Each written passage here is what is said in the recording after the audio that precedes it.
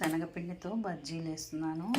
దీనిలో శనగపిండి తీసుకొని శనగపిండిలో వాము, జీలకర్ర, పసుపు, కొంచెం కారం వేసాను. అలాగే కొంచెం బియ్యం పిండి, కొంచెం సోడా ఉప్పు వేసాను.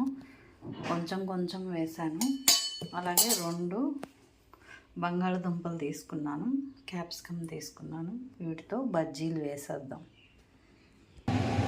తగినంత బియ్యం పిండి కూడా వేసేసాను. అలాగే కారం కూడా వేసాను, సాల్ట్ వేసాను.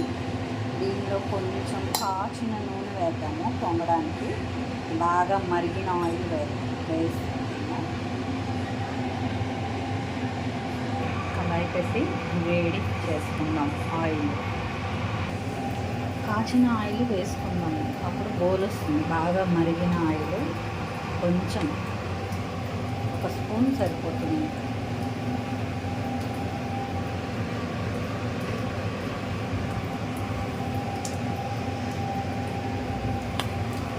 ఇలా చేస్తే బజ్జీలు బాగా వస్తాయి, గుల్లగా వస్తాయి.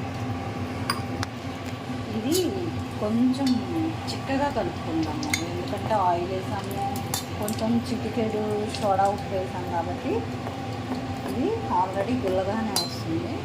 కొంచెం చిక్కగా కలుపుకున్నాను. ఈ విధంగా చిక్కగా కలుపుకున్నాను.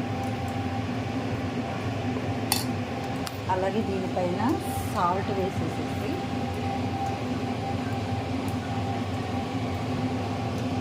దీనిలో వేసేసి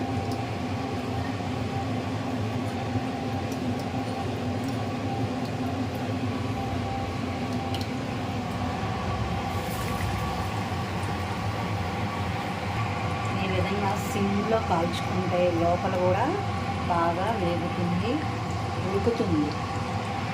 నేను ఎప్పుడు బజ్జీలు సిమ్లోనే వేస్తాను. సిమ్లోనే కాల్చుకున్నాను. కొంచెం కాలిపోతే కొంచెం అయిపోయింది. అంటే బంగాళదుంప బజ్జీ రెడీ. టేస్టీగా ఉండే ఆలు బజ్జీ రెడీ అయిపోయింది. చూసారు కదండి, చూడడానికి ఎంత బాగా వచ్చినాయో. ఈ టిప్స్ పాటిస్తూ మీరు కూడా ఒకసారి ఇలా ట్రై చేయండి.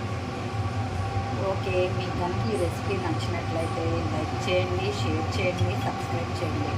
అలాగే ఇప్పుడు నేను క్యాప్సికమ్ బజ్జీ కూడా వేస్తున్నాను. ఈ పిండి కలపడంలోనే మనకి టేస్ట్ ఉంటుంది. ఇది మరపట్టించిన పిండి అండి, అందుకని కొన్నది కాదు. మీకు టేస్ట్ కూడా బాగా ఉంటుంది.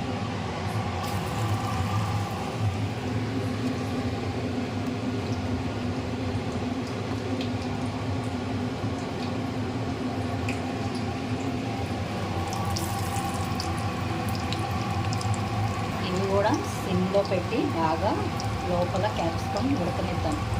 అంతే, క్యాప్సికమ్ బజ్జీ కూడా రెడీ అయిపోతుంది. క్యాప్సికమ్ బజ్జీ కూడా రెడీ అయిపోయింది. మీకు కనుక ఈ రెసిపీ నచ్చినట్లయితే ఒకసారి ఈ విధంగా ట్రై చేయండి. Okay, like, share, subscribe. Thank you.